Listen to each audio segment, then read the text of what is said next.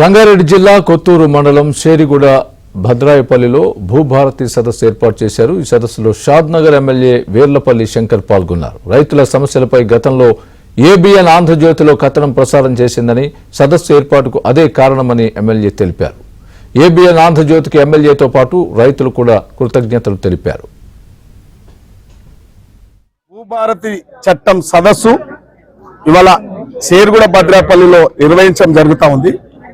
గతంలో సాక్షాత్ ABN channel electron media రాష్ట్ర వ్యాప్తంగా ఈ సమస్యను, ఈ గ్రామ సమస్యను వెలుగులోకి తెస్తే గత ప్రభుత్వం ధరని పరిష్కారం చెప్తామన్న నాయకులే దీన్ని పరిష్కారం చేయలేకపోయారు।